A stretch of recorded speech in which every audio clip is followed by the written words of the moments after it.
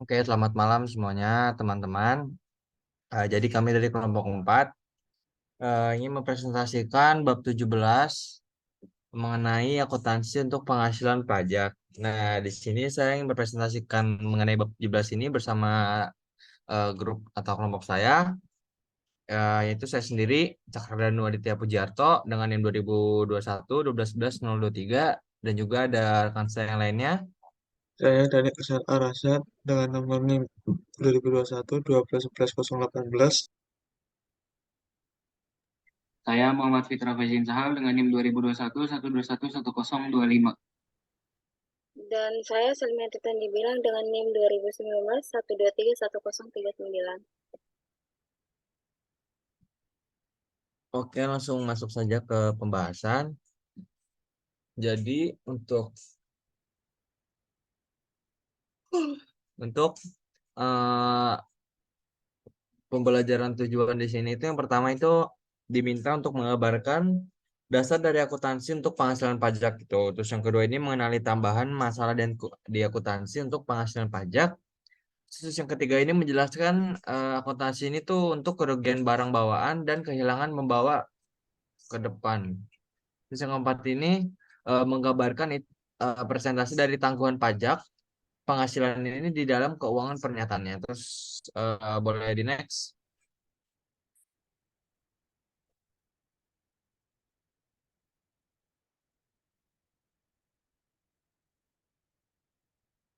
Di sini ada akuntansi untuk penghasilan pajak. Nah, jadi korporasi ini nih harus mengajukan penghasilan pajaknya ini untuk pengambilan dalam mengikuti pedoman dengan dikembangkan oleh yang sebatasnya dari pajak otoritas tersebut. Nah, karena IFRS dan peraturan perpajakan berbeda dalam beberapa cara, nah terus terjadilah sering tuh terjadi jumlah yang dilaporkan untuk mengikuti akan berbeda. Contoh ini penghasilan pajak pengeluaran IFRS, terus ada juga penghasilan pajak membayar Ebel Tekapak Penulisti. Next. Nah, akuntansi untuk selanjutnya ada ilustrasi di mana Chelsea Inc. ini pendapatannya ini dilaporkan sebesar 130.000 dan biayanya ini sebesar 60.000 dalam setiap 3 tahun pertamanya operasi. Nah, untuk tujuan perpajakan, Chelsea ini dilaporkan sama pengeluaran ini ke pajak otoritas di dalam setiap dari itu pengeluaran ke pajak otoritas ini setiap eh, selama bertahun-tahun. Nah, Chelsea ini melaporkan pendapatan kena pajaknya ini sebesar 100.000 US dollar pada 2019. Nah, terus pada 2020 sebesar 150.000 dan 2021 140.000. Nah, apa adalah memengaruhi pada rekening pelaporan berbeda jumlah pendapatan untuk FRS dan untuk FRS melawan pajak. Next. Ya, ini ada keuangan versus kena pajak perbedaan. Nah, untuk FRS pelaporannya ini kan tadi 2019 2021 berbeda-beda. Tapi di sini untuk FRS pelaporan ini dikenakan 30.000 sama rata, jadi totalnya 100 totalnya 390.000. Tapi kalau di pajak pelaporan di pendapatannya itu setiap tahunnya itu ditulis berdasarkan pendapatan di setiap tahunnya tersebut. Nah, kalau di IFRS ini disamaratakan, jadi mungkin agar stabil mungkin. Nanti untuk pengeluarannya ini sebesar 60.000 sama antara IFRS dan pajak. Nah, terus untuk kena pajak penghasilannya ini di pajak pelaporan 40.000, 2020 90.000, terus 2021 50.000, totalnya 210.000. Nah, kalau di IFRS ini mengenai pelaporan pajak ini disamaratakan. Jadi misalkan totalnya 210.000, maka dibagi 3 menjadi 70, 70, 70. Nah, selanjutnya untuk penghasilan pajak pengeluaran di IFRS ini sebesar 40%, di pajak pelaporan 40% juga. Jadi kalau di IFRS ini disamaratakan total 84.000. Nah, 84.000 ini dibagi 3. Jadi per tahun ini dapat 24.000 mengenai dikenakan atas pajak pengeluaran. Nah, kalau di penghasilan hutang pajak ini 40% ini berdasarkan tahun dan juga setiap tahun maksudnya berbeda bergantung pada pendapatannya. Jadi di sini 16.000, 36, 32 totalnya sama atas bawah 84.000. Next.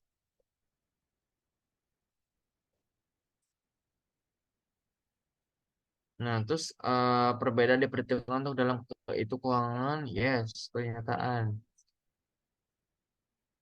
Nah, terus Yetelina persyaratan pelaporan tanggungan pajak beban akun itu ditingkatkan untuk 2019 ini ke 12.000 tanggungan pajak beban akun, terus untuk 2020 berkurang 8.000 tanggungan pajak beban, 2021 ini akan berkurang sebesar 4.000. Next.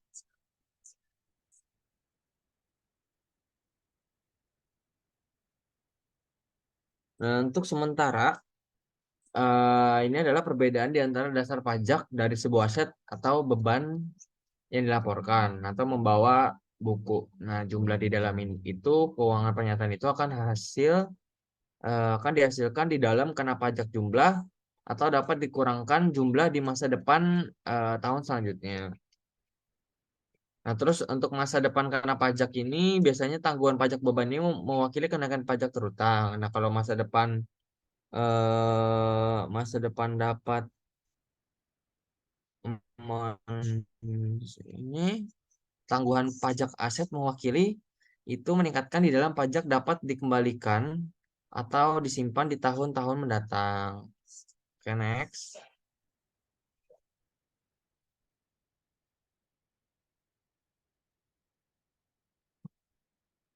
Nah, ilustrasinya di dalam milik Chelsea situasi di dalam milik Chelsea, nah situasinya ini hanya perbedaan di antara dasar buku dan pajak dasar. Nah, dari aset dan kewajiban terkait dengan piutang usaha yang muncul dari pendapatan diakui untuk buku tujuan. Nah, terus Chelsea ini melaporkan piutangnya pada 31 Desember 2019 ini sebesar 30.000 berbasis IFRS. Terus pernyataan ini sebagai berikut. Per books-nya ini adalah account receivable. Date-nya ini 12 Desember 2019 sebesar 30.000. Untuk per tax return-nya ini account receivable-nya menjadi 0. Next.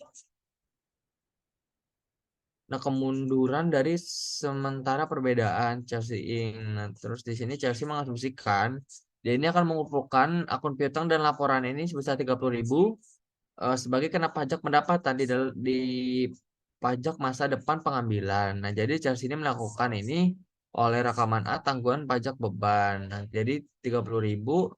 Nah, jadi dia akan membayarkan pajak utangnya ini ke tahun selanjutnya. Khusus taxable amount. Jadi 2020 20.000 dan 2021 10.000. Jika di total duanya menjadi 30.000. Oke, next.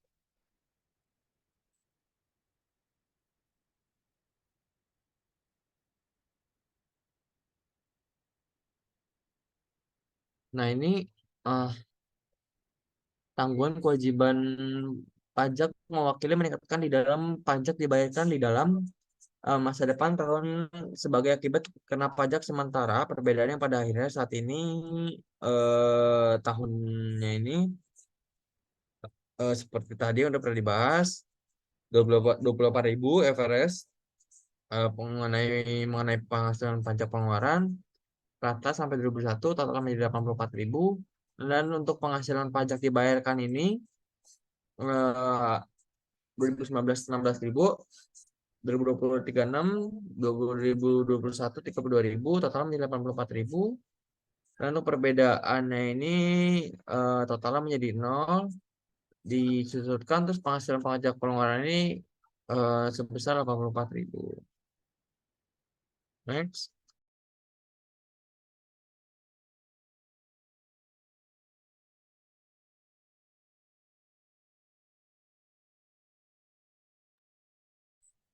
Nah, ini case ini membuat entry di 2020 dengan sebagai berikut. Penghasilan pajak pengeluaran 28.000 dan tanggungan pajak beban 8.000, maka dikreditkan itu sebagai penghasilan pajak dapat dibayar sebesar 36.000. Oke, next.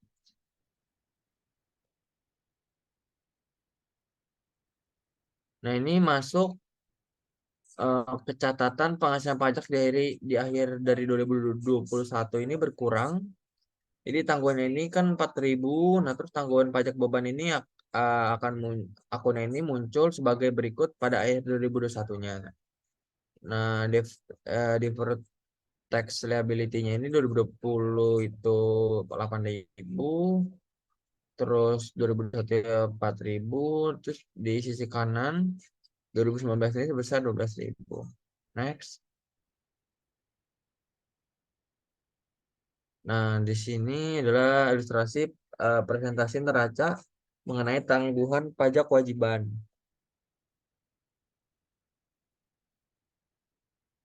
Year end-nya 2019-2021 ini income tax payable-nya ini 16.036.32. Untuk deferred tax liability-nya ini untuk 2019 ini 12.000, 2020 4.000, dan 2021 dikenakan 0. Nah, terus untuk for the year ended-nya ini income before income tax 2019-nya ini 70.000 sampai 2021 sama. Terus untuk income tax expense-nya ini 28.000 sampai 2021 sama, dan net income ini 42.000 sama sampai akhir. Next. Nah, ini yang gambar di atas ini mengenai laporan laba rugi presentasi penghasilan pajak pengelolaannya. Tadi ini masih sama 70, 28, dan net income sama semua dari 3 tahun tersebut sebesar 42.000. Terus belum Mas. Terus untuk yang bawahnya ini mengenai komponen dari penghasilan pajak pengeluaran. Untuk income statementnya ini di bawah ini income before income tax-nya ini kan 70.000, terus income tax expense-nya ini di dalam ada current dan deferred ini sebesar 16.000 dan 12.000, maka total 25.000. Dan setelah itu income tax expense-nya ini untuk mengurangi income before income tax 70.000, maka net income-nya didapat sebesar 42.000.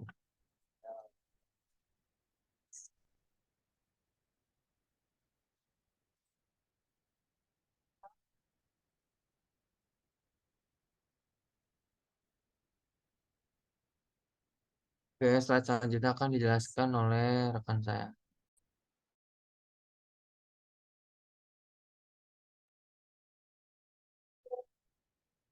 Oke, selanjutnya yaitu masa depan dapat dikurangkan jumlah dan tangguhan pajak.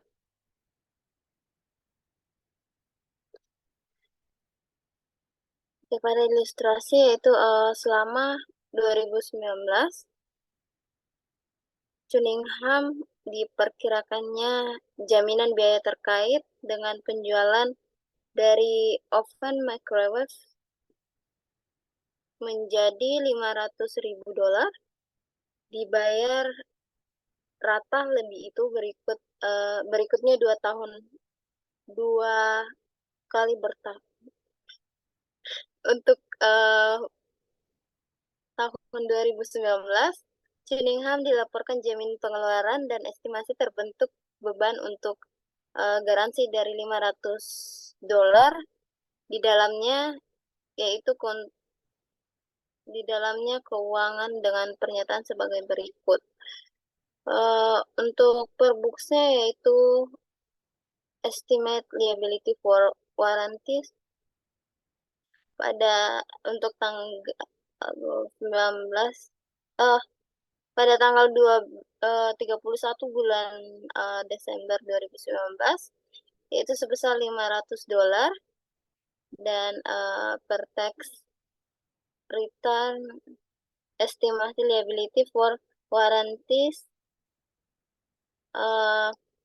pada 31 Desember 2019 yaitu sama dengan 0. Next.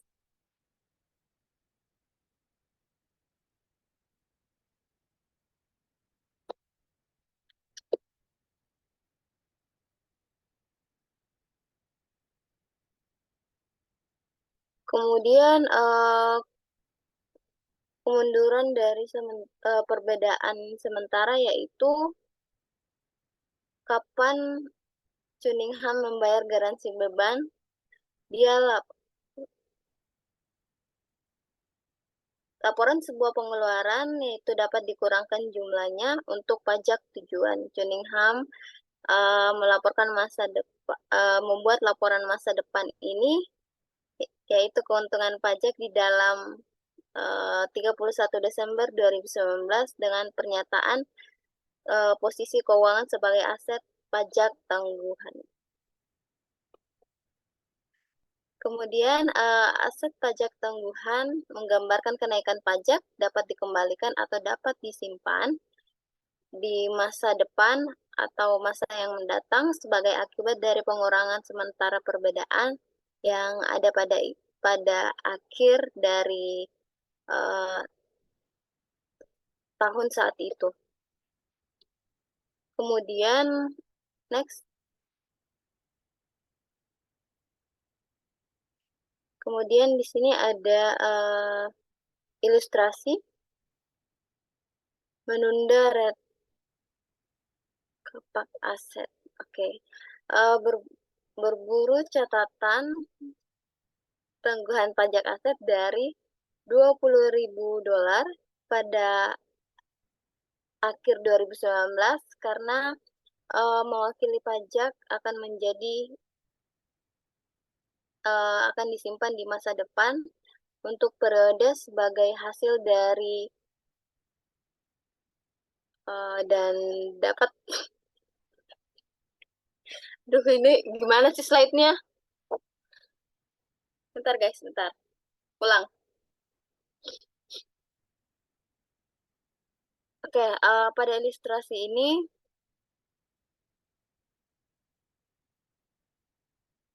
berburu catatan tangguhan pajak aset dari $20 pada akhir 2019 karena dia mewakili pajak dan akan disimpan di masa periode sebagai hasil dan dapat dikurangkan sementara perbedaan yang ada pada akhir 2019. Next.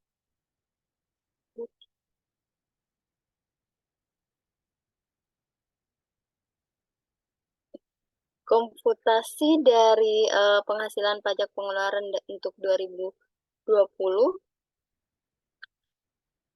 yaitu mempersiapkan jurnal pada akhir 2020 ke catatan penghasilan pajak.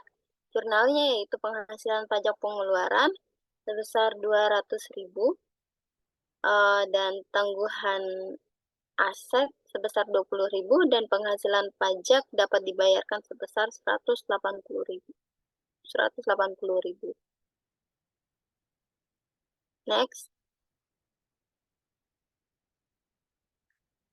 Selanjutnya yaitu ilustrasi tentang Columbia Corporation, yaitu memiliki satu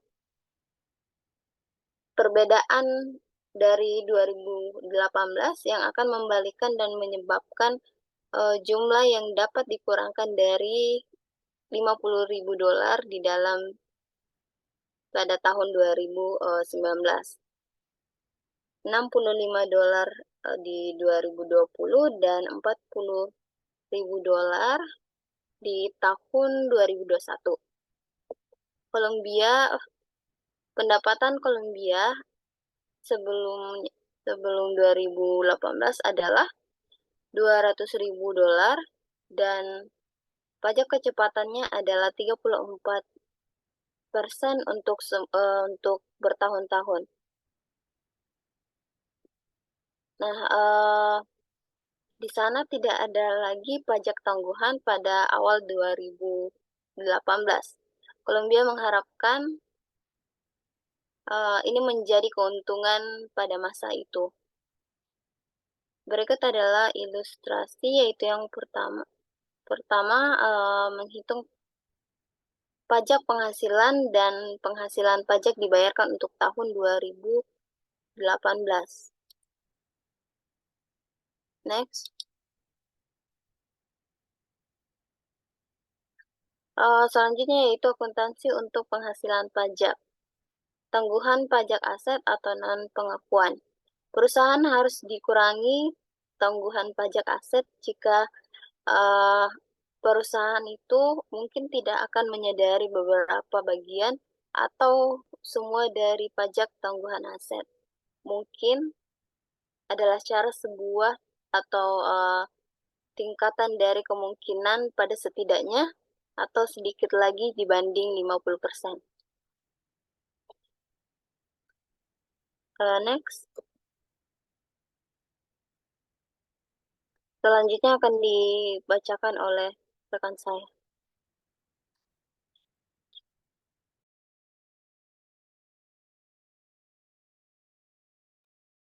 Oke, masuk ke unread aset yang tidak dikenai, yang tidak ke analisis. Di sini ilustrasinya kalau W Corp memiliki tangguhan pajak aset akun dengan jurnalnya yaitu 150.000 di akhir tahun 2018 dan jatuh tempo. Kemudian dan jatuh tempo kumulatif perbedaan sementara dari 375.000 dan di akhir tahun 2019 aset itu untuk sementara memiliki perbedaan yang ditingkatkan ke kumulatif yang jumlahnya dari 500.000. Kemudian kena pajak penghasilan untuk tahun 2019 sebesar 850.000. Dan rate pajaknya itu adalah 40% untuk semua tahun. Di sini instruksinya kita diminta untuk berasumsi bahwa kemungkinannya itu 30.000 dari tangguhan aset pajak akan tidak direalisasikan. Kemudian mempersiapkan entry jurnal pada akhir tahun 2019 untuk mempersiapkan entry jurnal di akhir tahun 2019. Next.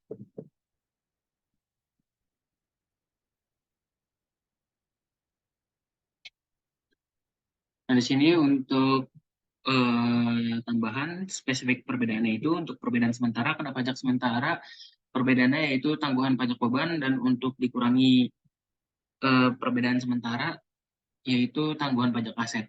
Next. Oke, untuk perbedaan sementara di sini pendapatan atau keuntungan merupakan pajak setelah mereka itu diakui dalam keuangan penghasilan. Nah, sebuah aset ini misalnya akun piutang, akun resiko atau investasi, mungkin diakui untuk pendapatan atau keuntungan itu akan menghasilkan pajak yang dikenakan jumlah di masa mendatang bertahun-tahun ketika aset tersebut pulih. Contohnya ini yang pertama, penjualan yang diperhitungkan untuk saat itu dihitung akrual dasar untuk laporan keuangan dan tujuan pada cicilan atau secara tunai untuk pajak tujuan. Nah, kemudian yang kedua, kontrak diperhitungkan untuk persentase penyelesaian metode keuangan, pelaporan, dan pemulihan biaya metode untuk metode zero untuk pajak tujuan. Nah, yang ketiga, investasi diperhitungkan untuk bahwa ekuitasi itu metode untuk keuangan pelaporan tujuan dan itu menggunakan metode biaya metode untuk pajak tujuan. Dan yang keempat, memperoleh pajak yang tidak disengaja konversi dari non-moneter aset yang dikenali untuk keuangan pelaporan tujuan tetapi tangguhan untuk pajak tujuan juga. Dan yang kelima, penahanan yang belum direalisasi keuntungan untuk keuangan pelaporan tujuan termasuk menggunakan dari itu ada nilai pilihan tetapi tangguhan untuk pajak tujuan. Next.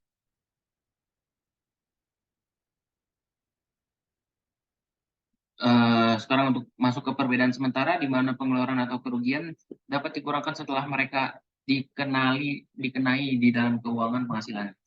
Yang pertama, beban atau aset kontrak mungkin menjadi dikenali untuk pengeluaran atau kerugian itu akan hasil di dalamnya dan dapat dikurangkan jumlah di dalam masa depan bertahun-tahun kemudian. Kemudian kapan itu?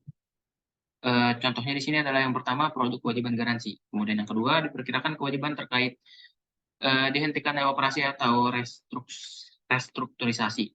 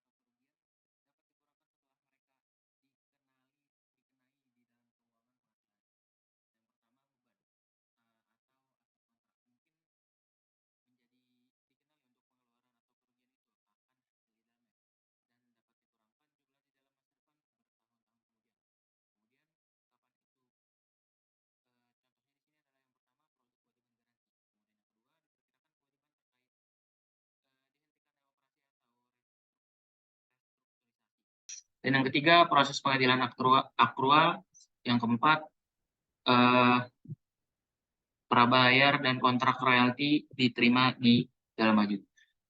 Kemudian untuk perbedaan sementara, di sini pendapatan atau keuntungan adalah kena pajak sebelum mereka yang dikenali dalam keuangan penghasilan. Kewajiban ini mungkin diakui untuk uang pembayaran untuk barang-barang atau jasa yang akan dihasilkan di dalam masa depan bertahun-tahun kemudian. Kemudian untuk pajak tujuan itu pembayaran yang termasuk di dalamnya kena pajak penghasilan dan pada saat itu kwitansi dari uang tunai, masa depan pengorbanan untuk menyediakan barang-barang atau jasa di masa depan pengembalian uang tadi itu ke WHO yang membatalkan milik mereka ke pesanan. Nah, itu menetapkan beban akan hasil di dalamnya dan dapat dikurangkan dengan jumlah di masa depan mendatang bertahun-tahun. Contohnya itu yang pertama langganan diterima di dan yang kedua maju persewaan kwitansi dan yang ketiga penjualan dan sewa kembali untuk keuangan pelaporan tujuan atau menghasilkan penangguhan tapi dilaporkan sebagai penjualan untuk pajak tujuan. Dan yang keempat, prabayar kontrak dan royalti diterima di dalam maju. Next.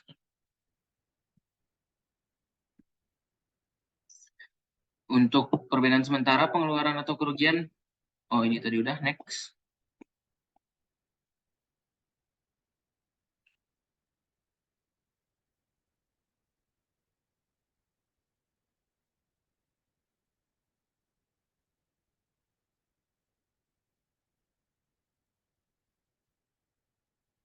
Next.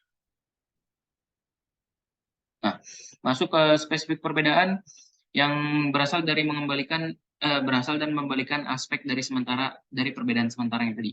Nah, perbedaan sementara ini merupakan awal dari perbedaan di antar dasar dan pajak dari sebuah aset atau beban. Kemudian kalau memberikan perbedaan itu terjadi ketika menghilangkan perbedaan itu berasal dari periode sebelumnya dan kemudian dihapus terkait pajak yang mempengaruhi dari tanggungan pajak akun tersebut. Next.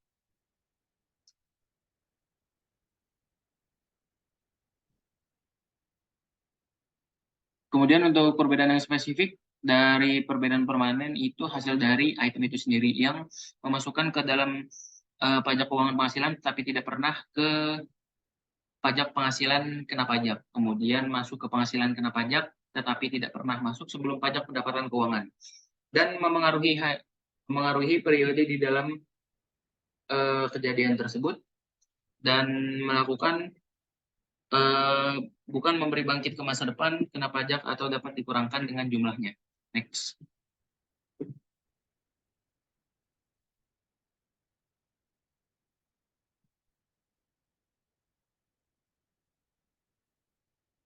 Selanjutnya adalah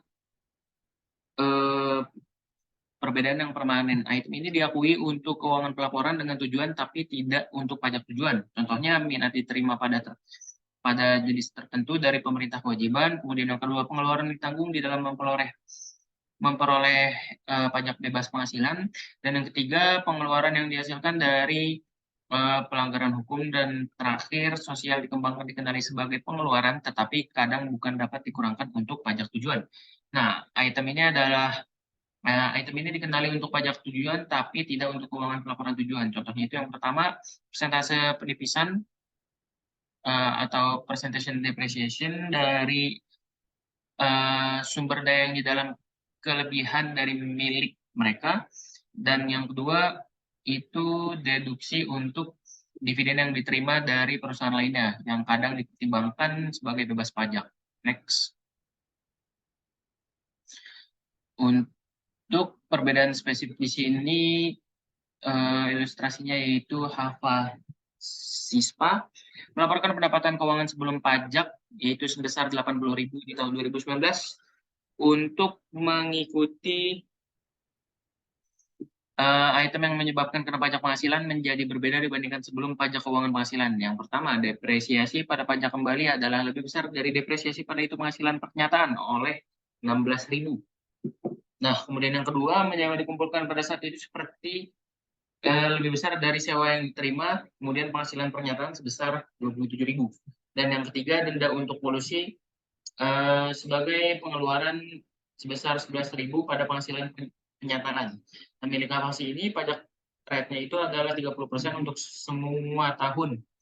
Dan perusahaan mengharapkan laporan kena pajak penghasilan di dalam semua fitur di tahun-tahun selanjutnya. Di sana tidak ditangguhan pajak pada awal dari 2019. Next.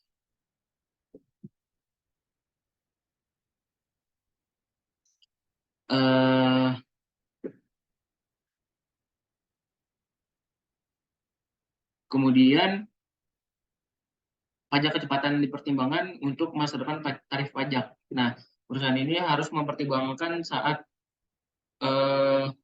perubahan yang diundangkan dalam menilai pajak untuk menjadi efektif dan tahun mendatangkan kapan untuk menentukan tarif pajak dan menerapkan pajak perbedaan sementara. Jika tarif baru itu belum diundangkan untuk masa depan bertahun-tahun, yang sebaiknya menggunakan metode kecepatan tadi. Next.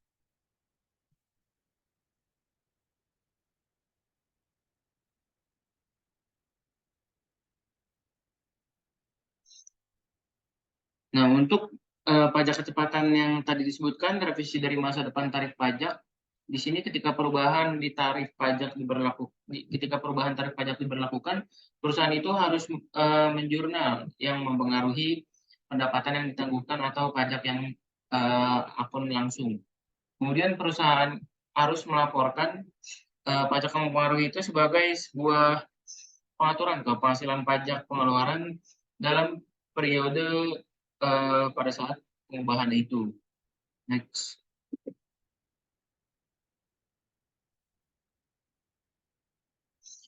Nah, untuk akuntansi untuk bersih pengoperasian kerugian, di sini operasi bersih kehilangan atau operasi zero, yang dimana biaya dapat dikurangkan dari pajak yang melampaui kena pajak pendapatan. Kemudian pajak hukum izin wajib di sini menggunakan kerugian dari 1 tahun mengimbangi keuntungan dari tahun-tahun lainnya, kemudian kehilangan pembawaan kembali dan kehilangan penerusannya.